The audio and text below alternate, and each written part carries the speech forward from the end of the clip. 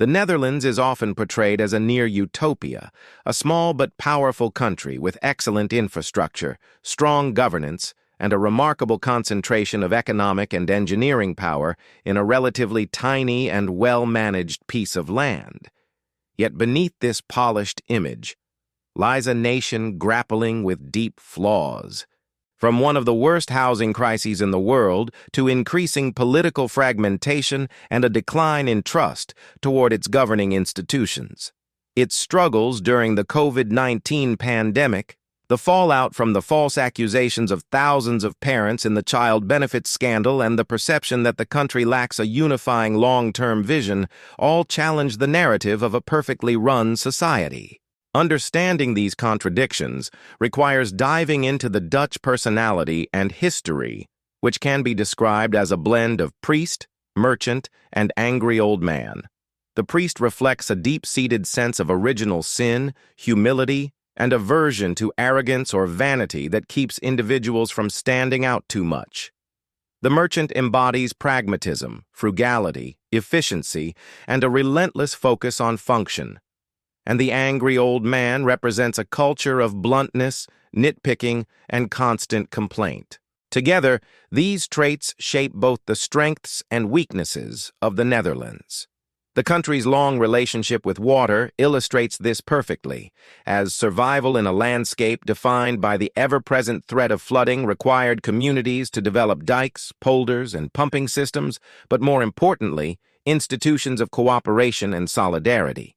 Water management was not the work of one farmer or noble, but of entire communities working together through water boards where this necessity forged a culture of consensus, pragmatic compromise, and collective responsibility that would eventually evolve into the polder model of politics.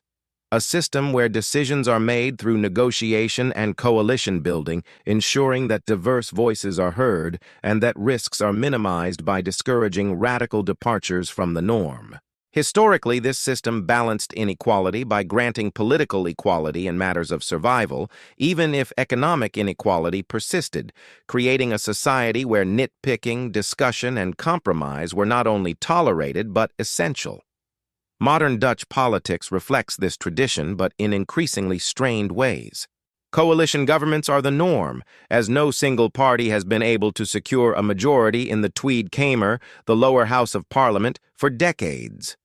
After elections, a process of negotiation involving verkenners and informateurs attempts to build workable coalitions, producing lengthy agreements that dictate government policy for years.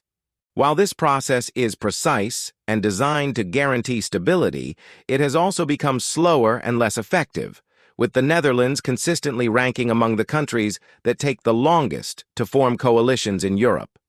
Historically, stability came from the so-called Big Three parties, VVD, CDA, and PVDA, representing the merchant, priest, and angry old man archetypes, respectively, whose dominance ensured balance and continuity.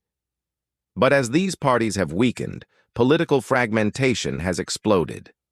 The Netherlands, with one of the lowest electoral thresholds in the world, just 0.67% of the national vote, the equivalent of one seat, has encouraged the rise of numerous small parties, resulting in 16 parties currently represented in Parliament out of just 150 seats.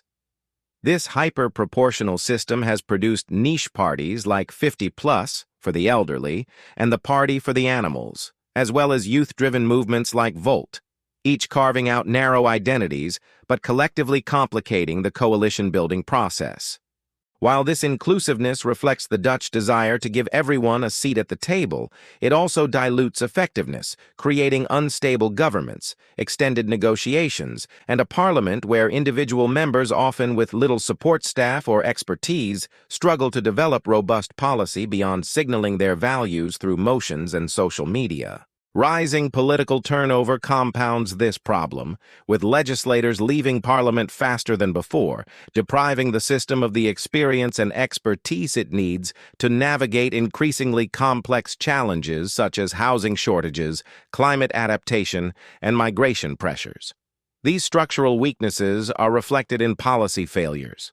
The housing crisis, for example, is partly the result of constant nitpicking and an unwillingness to act boldly, leading to one of the least elastic housing supplies in the world.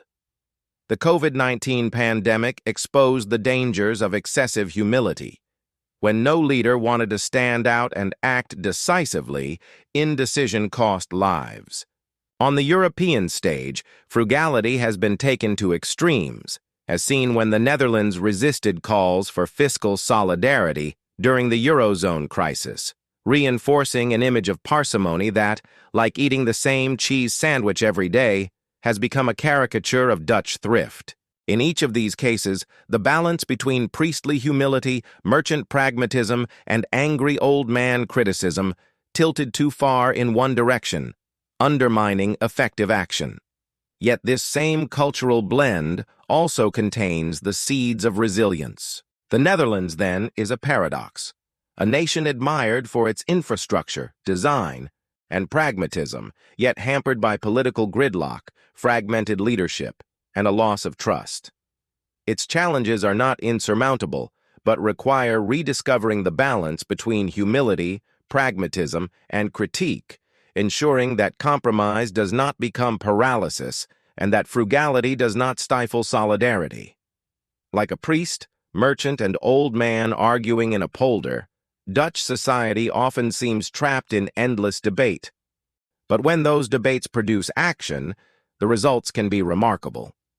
The future of the Netherlands depends on whether it can once again channel its cultural DNA, shaped by water, solidarity, and pragmatism, into solutions that match the scale of its challenges, rather than being drowned by its own indecision.